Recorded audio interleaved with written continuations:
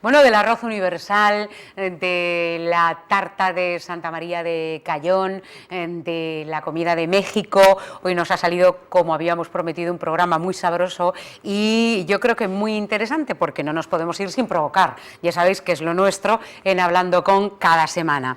¿Cómo provocamos nosotros? Pues fijaros lo que hemos hecho. Nos hemos ido al CSI de Cantabria, no al CSI de Las Vegas, ese de la tele, sino al Centro de Investigaciones Medioambientales del Gobierno de Cantabria, el CIMA, a ver cómo los técnicos, químicos, biólogos, técnicos ambientales, etcétera, etcétera, trabajan en la investigación por la salvaguarda y la conservación del medio ambiente. Nos lo cuenta su director Leandro Morante. Y deciros que esta preciosa margarita que tengo aquí, que además se puede plegar así y os la podéis llevar, significa ni más ni menos que los centros de interpretación de diferentes disciplinas que tiene la Consejería del Medio Ambiente del Gobierno de Cantabria, que son una maravilla y que están abiertos ya en horario de fin de semana, que los tenéis todos en el sur de Cantabria y que tienen una página web muy fácil, en la misma página de la Consejería,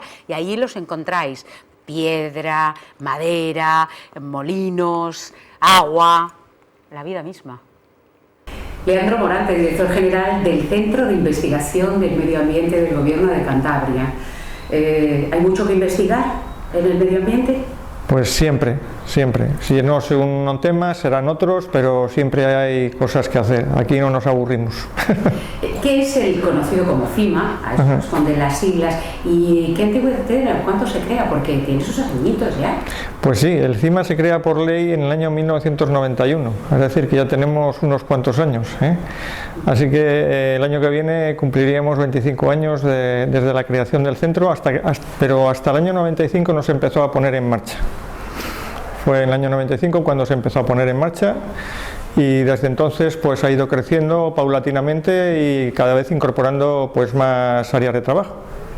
¿Cuáles son las actividades principales que tenéis entre las manos diariamente aquí? Aquí tenemos dos áreas de trabajo diferenciadas. Por una parte estaríamos hablando del área técnica, que lo que hace es estudiar el medio, es decir, cuál es la calidad de las aguas, la calidad del aire, la calidad de los suelos y aquellos contaminantes que pueden de alguna manera ir empeorando dicha calidad, es decir, pues todos aquellos vertidos al suelo, los vertidos a las aguas, ya sean continentales u oceánicas, y después también todas las emisiones a la atmósfera, tanto las emisiones a través de focos fijos como pueden ser chimeneas, como de focos difusos. O sea que cuando vemos esas casetitas que están midiendo el aire, me recuerdo por ejemplo hay una que he visto en Torrelavega, otra en Reynosa, que calidad del aire, buena, muy buena. ¿Estáis vosotros ahí vigilando de lo que pasa en esa atmósfera? Exactamente, el centro precisamente es el organismo responsable dentro del Gobierno de Cantabria de evaluar la calidad del aire en toda la comunidad, y para ello tenemos 11 estaciones fijas de medida, así como una unidad móvil, y esas 11 estaciones fijas de medida en tiempo real nos están dando los datos que tenemos de calidad en las diferentes estaciones. Bueno, ¿cómo está la calidad del aire de Cantabria? Pues cada vez mejor en principio, y cada vez mejor porque porque cada vez en las diferentes áreas donde se emiten los distintos contaminantes pues se están poniendo más medios para que precisamente los sistemas de depuración sean mejores, sean más eficaces, y lógicamente eso influye en la calidad del aire, en la calidad que respiramos, el aire ambiente que respiramos todos. Que si dejamos de respirar en 2 minutos nos morimos. Pues sí. O sea, que es absolutamente esencial y vital. Sí. Del aire, la tierra, el agua, ¿con qué sufrimos más en Cantabria o qué asignatura tenemos más pendiente en cuestión de contaminación? Quizás donde más sufrimos, porque nosotros lo estamos respirando continuamente, sea en el aire, donde más sufrimos. El agua, generalmente ahora tenemos sistemas de depuración para lo que podemos utilizar tanto en la cocción de los alimentos como en el agua de bebida. Eso está totalmente controlado, con lo cual ahí el riesgo es menor. En suelos también el riesgo es menor porque no estamos todo el día en contacto con suelos contaminados, pero sin embargo cada 3, 5, 7 segundos estamos respirando, y ese aire que respiramos, si está contaminado, todo eso está influyendo en nuestra salud. Los residuos son como unos delincuentes a los que hay que perseguir y encarcelar, o por lo menos llevar a su sitio. Cada uno tiene que estar en su sitio. No es lo mismo el envoltorio de un paquete de pipas que un bidón de pintura, ¿no? Exactamente. Lo que tenemos que hacer es mentalizarnos todos, y cuando digo todos son administraciones, industria y ciudadano en particular, de cuál es verdaderamente la gestión ideal en cuanto a los residuos. Entonces, los residuos peligrosos que generan las industrias pues tienen que ir a gestores que estén autorizados. Los residuos que generamos en nuestras casas, pues lo que tenemos que hacer es una segregación de los distintos tipos de residuos: envases plásticos, residuos orgánicos, papel, vidrio, etcétera, porque todo eso con todo eso lo que estamos consiguiendo precisamente es pues un mundo más sostenible, dado que todo eso lo estamos reciclando. Entonces, como digo, somos todos los que tenemos que estar alerta, informados de cómo tenemos que gestionar ese tipo de residuos. Comprometidos y manos a la obra. Bueno, acabas de hablar de todos y de los ciudadanos. Otra de las áreas importantísimas de actuación del CIMA va directamente a eso, va directamente a la educación y a la comunicación ambiental. ¿Es más fácil comunicar o educar a un colectivo como por ejemplo los escolares, que son pequeñitos y están en formación y están en el cole, que llegar a las casas de las gentes y quizás de cierta edad que esto le coja de nuevo? O sea, la educación ambiental extraescolar, ¿cómo se llega a esa gente? Bueno, como tú bien has dicho, comenzamos la entrevista diciendo que teníamos 2 áreas de trabajo. Hemos estado hablando del área técnica y después ahora comenzaríamos con el otro área de trabajo que tiene el centro, que es precisamente el área de información ambiental, sostenibilidad y educación ambiental. En este área tenemos varias divisiones en cuanto a los distintos trabajos, y en la educación ambiental precisamente es uno de ellos. La educación ambiental tiene que estar totalmente definida en cuanto a quién va dirigido. Los colectivos, por ejemplo, de personas mayores, pues tenemos que darles pues una educación determinada, mientras que otros tipos de colectivos, como puedan ser escolares, son otro tipo de metodologías a la hora de enseñarles pues los diferentes tipos de actuaciones que tenemos que realizar en el medio ambiente. Quienes chupan mucho mejor todo el aprendizaje, lógicamente, son los colectivos de infantiles y de primaria, etcétera, en los colegios o fuera de ellos. A las personas que ya tenemos cierta edad, pues nos cuesta mucho más, de alguna manera, ir cambiando nuestros hábitos y en este caso también nuestros hábitos con respecto al cuidado del medio ambiente. Y por eso digo que son mucho más sensibles y captan mucho mejor la educación los niños, las personas con menos edad, que las personas ya más maduras, mayores, etcétera, ¿no? Es una cuestión de lenguaje, de modus de lenguaje.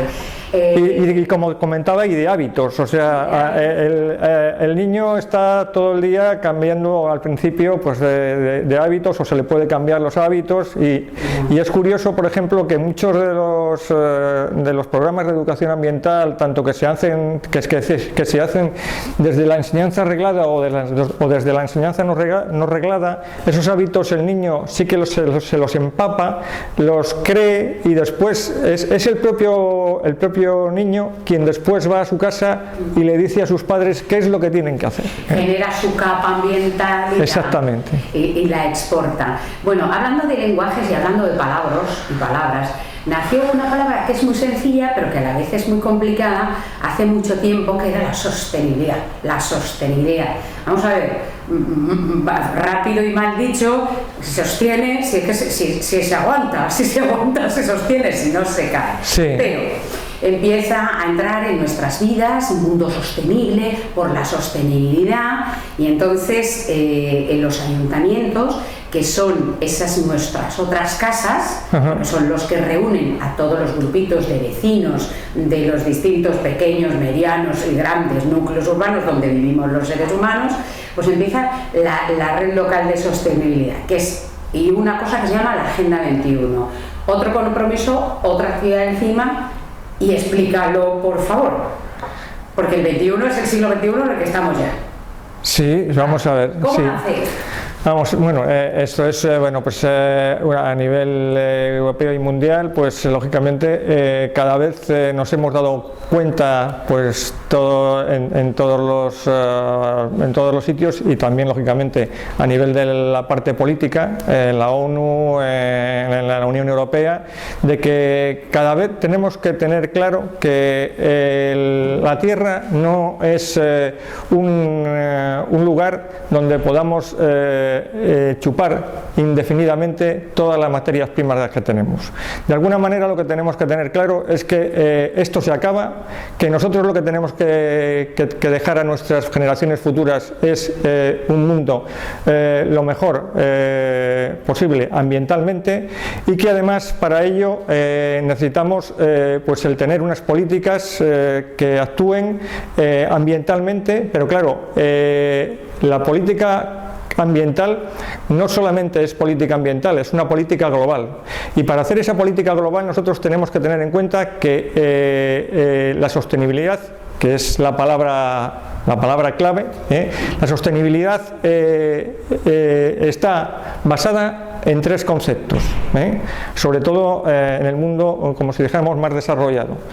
El concepto ambiental, nosotros siempre tenemos que pensar que lo que tenemos que hacer es actuaciones que sean ambientalmente correctas, pero después ese concepto ambiental tiene que estar unido a otros dos conceptos. Por una parte, el desarrollo económico, es decir, el concepto económico, y el concepto social.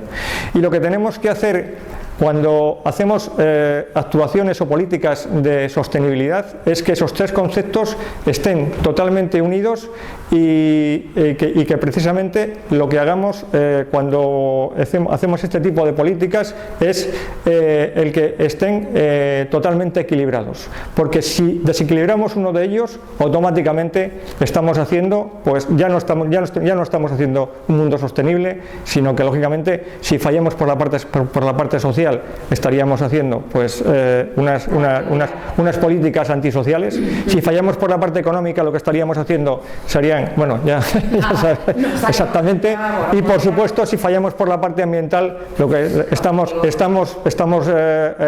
haciendo un mal favor a nuestra madre tierra.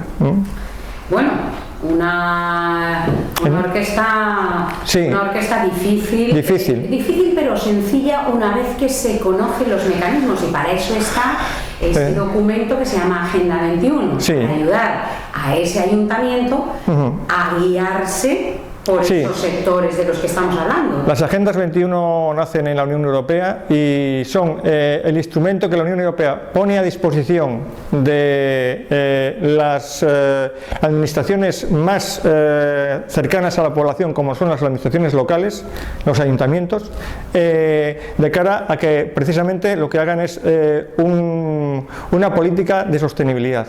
Entonces, esa política de sostenibilidad se llamó en su día Agenda Local 21. Entonces, en Cantabria hay 98 ayuntamientos, 99 que han firmado esa Agenda 21 local, el famoso convenio de Aarhus, y entonces en su día también por parte del gobierno regional se creó la Red Local de Sostenibilidad de Cantabria, que tiene dos fines. Por una parte, apoyar las diferentes agendas 21 locales de los ayuntamientos en Cantabria y por otra parte el que los diferentes o distintos agentes que participan en esas agendas 21 locales dentro de los ayuntamientos, los técnicos especialistas en el desarrollo de esas agendas 21 locales, tengan un lugar de encuentro para formación, para intercambio de experiencias, etcétera, etcétera. Y precisamente quien coordina todas estas actuaciones es el Centro de Investigación de Medio Ambiente a través de la Secretaría de la Red Local de Sostenibilidad, que la gestionamos nosotros. En concreto, hace 2 días hemos tenido aquí una jornada de formación para técnicos y políticos, porque aquí, en cuanto a las agendas 21 locales, lo fundamental son los políticos, porque si el político no está convencido del desarrollo de la agenda 21 local, poco pueden hacer los técnicos. Entonces, aquí tiene que haber precisamente una simbiosis total entre la parte política y la parte técnica, para que el desarrollo de las agendas 21 locales, para que el desarrollo de la sostenibilidad en los ayuntamientos sea pleno. Aparte que un alcalde que tiene que verse todos los días con sus paisanos, aunque sea para tomar un café, que no tiene prácticamente intimidad, tiene que lidiar con el señor de las vacas, que tiene sus necesidades, el señor de la casa rural que trabaja con los turistas, que tiene sus necesidades, el señor que tiene una pequeña industria que fabrica magdalenas, que tiene sus necesidades. Claro, ese pobre alcalde a veces es un director de orquesta y entonces necesita, por favor, decirme cómo le digo a este esto, a este esto, a este esto, y mirad, chicos, esto es lo que hay y hasta aquí podemos llegar. Bueno, a ver, Leandro Morante no tiene tiempo de aburrirse, por eso tiene un tipazo, porque no tiene tiempo de aburrirse. Y por si fuera poco, ya para que el fin de semana ya no quede ya ni una hora libre, el gobierno de Cantabria se pone a provocar. Se pone a provocar medioambientalmente. Hablábamos de acción, de actuación ambiental. Y entonces nace Provoca, que es precisamente la invitación, la motivación a los cántabros, a los que estén en Cantabria, de que se conviertan durante esas actividades en voluntarios ambientales. 2 palabras que separadas son preciosas y juntas ya insuperables. Vamos, entonces nace el plan Provoca. Se va desarrollando, como contaba el consejero, primero 4, luego 6, luego 8, va exponencialmente. Se juntan todas las ONGs, todas las organizaciones conservacionistas de distintas áreas del medio ambiente y suman para las actividades. Y el reto del 2015 es cuál, Leandro, el número de voluntarios y en que Provoca se convierta en... Pues en número de voluntarios, el reto son los 10.000. Ahora estamos en... Ahora, a fecha de hoy, todavía no lo sabemos. Es que hemos empezado. Hay que tener en cuenta que tanto enero como febrero han sido unos meses terroríficos en cuanto al tiempo, y muchas de las actuaciones que estaban previstas, sobre todo en febrero, porque hemos empezado el programa el último fin de semana de enero, se suspendieron todas, y en febrero se han suspendido muchas, con lo cual el número de voluntarios actualmente podríamos estar hablando de 400 o por ahí, a fecha de hoy. Pero es que si tenemos 250 actuaciones que de las que podemos estar hablando a lo largo de todo el año, por ahora habremos hecho unas 12 o por ahí, 10 o 12 actuaciones, no hemos hecho más. Con lo cual estamos empezando para este año. Con lo cual invitamos a todos los espectadores a que se sumen al Provoca, porque es un auténtico espectáculo. No es solamente hacer algo por la naturaleza, que va, como testigo diré que es muchísimo más. Vamos a ver, la convivencia, ¿verdad?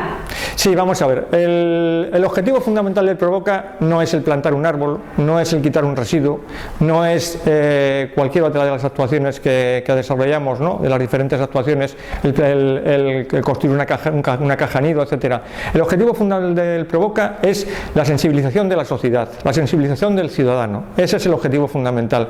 Para ello, precisamente, tenemos 2 tipos de actuaciones. Por una parte, el voluntariado, pero también tenemos actuaciones de sensibilización en la que hacemos marchas marchas guiadas, se les explica a los diferentes integrantes en ese día pues cuáles son los valores ambientales de esa zona, y también en las actuaciones de voluntariado lo primero que se hace es darles una pequeña charla de qué es en lo que consiste la actuación, pero por qué hacemos esa actuación, qué problemática o qué bien estamos haciendo con esa actuación al medio ambiente, por lo que, como te comento, lo fundamental aquí es la sensibilización del ciudadano, y esa sensibilización viene por este programa, y que además es un programa de y para el ciudadano. Y el ciudadano lo agradece, porque yo hace 2 semanas fui a una actividad de la Sociedad Española de Ornitología en Astillero a las 9 de la mañana, un sábado que llovía, hacía un frío de través, digo, madre mía, y pensé, igual no viene nadie. Bueno, pues cuando llegué ya había gente, pero familias, niños de 2 y 3 años. Bueno, los espectadores de Revisión fueron testigos. Una niña de 3 años que iba detrás o un chico del aseo y decía, ¿y yo qué puedo hacer?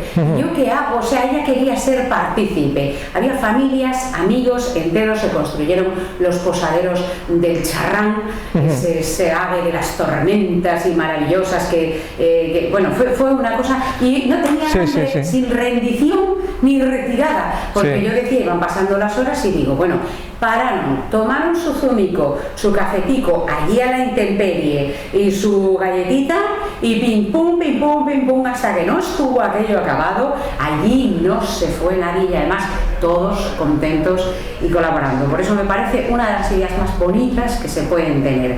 Y también hay una idea muy bonita, que es salir el fin de semana con la familia e irse de excursión por cualquier lugar de Cantabria, que todos ellos son maravillosos, pero el CIMA tiene centros específicos que cuentan cosas del hombre y de la naturaleza, por si fuera poco. Entonces, si entramos en medioambientecantabria.es y espacio CIMA, encontramos red de centros de visitantes. ¿Para visitar qué? Bueno, vamos a ver, la red de centros de visitantes son centros de la Consejería de Medio Ambiente que gestiona precisamente el CIMA. Tenemos 5 centros de visitantes, cada uno de ellos además está especializado en alguna de las actuaciones o actividades que son importantes tanto a nivel regional como a nivel local, fundamentalmente donde están situados. Tenemos un centro de visitantes en Pesquera, que son los Caminos de la Harina, que precisamente de lo que trata es de la interacción del hombre con la industria y con las comunicaciones. Es decir, ahí en los Caminos de la Harina lo que trata es de las comunicaciones entre la meseta y Cantabria, y que dio lugar en su día también a la proliferación de la industria. ¿La industria cómo? Pues la industria harinera a lo largo de todo lo que es la cuenca del Besaya, con la creación de diferentes harineras en toda la cuenca alta del Besaya y media del Besaya para la molienda del trigo y la fabricación de la harina, con el fin después de exportarla a través del puerto de Santander a otros lugares de Europa y de Sudamérica. Era siguiendo la cuenca del Besaya, la ruta de ida y vuelta de la meseta al mar, de la mar a la meseta. Y entonces en ese centro, además lo que se hace es el estudio a lo largo del tiempo de cómo han sido las comunicaciones de el Cantabria con la meseta desde la época de los romanos hasta nuestros días. Bueno, pues ¿qué te parece si desde Pesquera nos vamos, ahora que está tan de moda, a Fontibre, nos vamos al río Ebro, ese que ha demostrado ser un león lleno de garras en su paso por media España, que nace chiquitito allí en Fontibre, precioso, bajo su Virgencita del Pilar, y que obviamente se convierte en un gran gigante cuando llueve mucho, cuando nieva mucho, como ahora. Gracias a sus aguas es una columna vertebral hídrica de nuestro país, desde el Cantábrico hasta el Mediterráneo. Entonces vamos a Fontibre, que ese ya no tiene pérdida. Sí, el centro de visitantes de Fontibре fundamentalmente de lo que trata es de la interacción del hombre con el medio, en este caso también con el agua, a lo largo de todo su recorrido. ¿Cuáles son los diferentes tipos de actividades que desarrolla el hombre a lo largo de su recorrido, desde su nacimiento en Fontibbre hasta su desembocadura en Tortosa?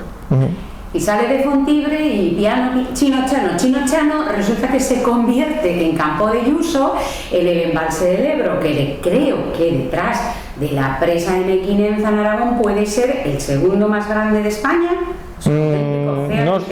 Sí, es uno de los más grandes de España. Yo actualmente no sabría decir si es el segundo, pero es uno de... En Corconte hay otro centro de interpretación, porque ahí el agua de ese pequeño río ya se ha convertido en todo un océano, con lo que ello conlleva, un océano interior. Sí, en ese centro de interpretación fundamentalmente lo que hacemos es explicar un poco cuál ha sido la creación del pantano del Ebro, para lo que sirve, etcétera, y fundamentalmente, y de cara a la educación ambiental, todo lo que es el ciclo integral del agua y cómo tenemos nosotros que precisamente tratar al agua como un bien escaso, y lo que nos cuesta a nosotros pues el depurar las aguas, el tratar las aguas para que sean potables, etcétera, de tal manera que, como digo, está basado fundamentalmente en todo lo que sería el estudio ambiental un poco del agua y del ciclo integral del agua. Parece que va todo ligado con la propia esencia vital del hombre, porque moler la harina sirve para hacer pan y también para moler grano para que los animales coman, o sea, supervivencia. El agua, ni qué decir tiene, desde cogerla hasta hacer una hucha gigante como es un embalse, para que luego los regadíos, etcétera, etcétera, y el uso. Pero sin la piedra, el hombre no se hubiera podido hacer, porque en el cuento de los 3 cerditos, la única casita que no se cae es la que había hecho de piedra el 3er cerdito. La de paja y la otra se cae, pero la de piedra. Y resulta la piedra en seco en la Puente del Valle tiene un centro de visitantes, y es el Valle de Valderredible. Sí. Seguimos en el sur de Cantabria, seguimos en esa frontera maravillosa del sur del norte. ¿Qué es el centro de visitantes de la Piedra en Seco? El centro de visitantes de la Piedra en Seco es fundamentalmente un estudio sobre todo lo que es la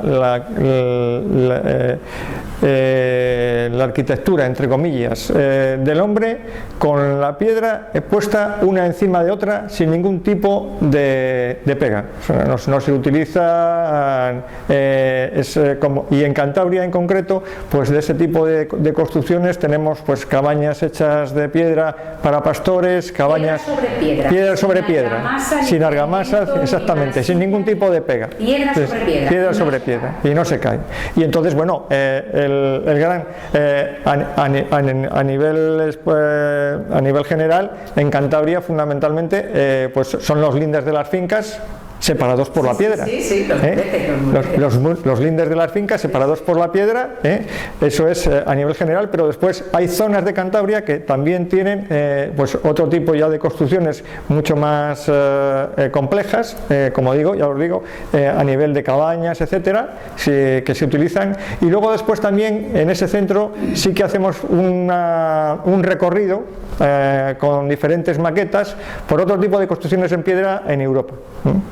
Para ver cómo se trabajaba la piedra. Exactamente. En todos los centros, que todavía no hemos comentado, en todos los centros, además de lo que es la visita como tal al centro, para los niños hay talleres, y luego después hay rutas guiadas que de alguna manera lo que hacen es el estudiar el medio donde están esos centros de interpretación, el ver cuáles son las condiciones ambientales de ese medio, y el sensibilizar a la gente que va con esas rutas guiadas sobre lo bueno que tenemos en Cantabria, ese medio, de cómo hay que cuidarle, etc.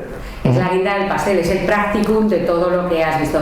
Y como no podía ser de otra forma, faltaba el quinto elemento, faltaban los árboles, faltaba la madera, sí, faltaba el patrimonio forestal. Y el Monte Ejedo, que es un bosque caducifolio que es precioso, único, y es el de mayor extensión en Cantabria, que además tiene un grandísimo valor ecológico, tiene su centro de visitantes en Riopanero. Seguimos en el sur, vamos, seguimos en el sur del sur. Ahí que queda representado nuestro patrimonio forestal y el buen uso que tenemos que hacer del mismo basado en el conocimiento, ¿no? Claro, bueno, no solamente el patrimonio forestal. En ese centro lo que se estudia precisamente es el patrimonio natural, la biodiversidad que tenemos en la zona, y no solamente, como digo, a nivel forestal, sino a nivel de otro tipo de vegetación, la vegetación típica de la zona, y después, por supuesto, también el patrimonio animal y los ecosistemas que están dentro. Todo lo que vive. Exactamente. Dentro de un bosque, ¿no? Exactamente. Todo lo que vive. Exactamente. Incluidos los hombres, incluido además los padres de Montes Claros, que están muy cerquita también. Sí, es una de las zonas, una de las zonas que linda. Y que merece la pena verlo porque son lugares muy, muy especiales, de los muchos que tiene nuestra geografía.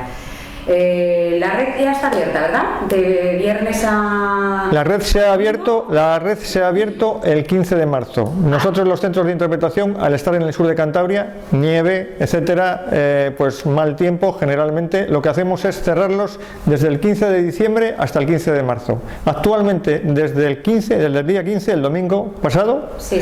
Pues hemos abierto estos centros domingo. Hasta el 30 de junio. Vale. Y después, soy la directora de un colegio y quiero llevar a los niños un miércoles, llamo. Para colectivos, para diferentes colectivos, una asociación de vecinos, un colegio, etcétera, se llama al teléfono que viene y se conciertan visitas, y entonces se abre específicamente con una actividad específica también para el tipo de colectivo, y ese centro está abierto para ese día. Y a partir de junio, pues se abren desde el 1 de julio hasta el 30 de agosto, todos los días de la semana, excepto los lunes, que se descansa. Que descansa. Y luego después al final de agosto, el 1 de septiembre, volveríamos otra vez, entre comillas, a lo que sería el horario de invierno. Es decir, viernes, sábado y domingo, desde el 1 de septiembre hasta el 15 de diciembre. Bueno, pues esto es un no parar, Leandro, esto es un no parar. Esto, Centro de Investigaciones del Medio Ambiente de Cantabria, tenía que llamarse de investigaciones, de iniciativas de medio ambiente, de movimiento. Nos ha gustado mucho esta visita y ahora ya solo nos queda ponerla en práctica. Así que vamos por ello, ¿no? Nosotros estamos a disposición de todos los televidentes, y por supuesto de toda la ciudadanía de Cantabria para... Pues vámonos a que nos enseñes cosas de cómo trabajan aquí, ¿vale? De acuerdo, muy bien. Muchas gracias a vosotros por haber venido aquí, y a todos los televidentes, como digo, les emplazo a que cuando tengan si tienen algún interés, etcétera, que se pongan en contacto con nosotros. Y ahí estáis. Sí. Muy bien.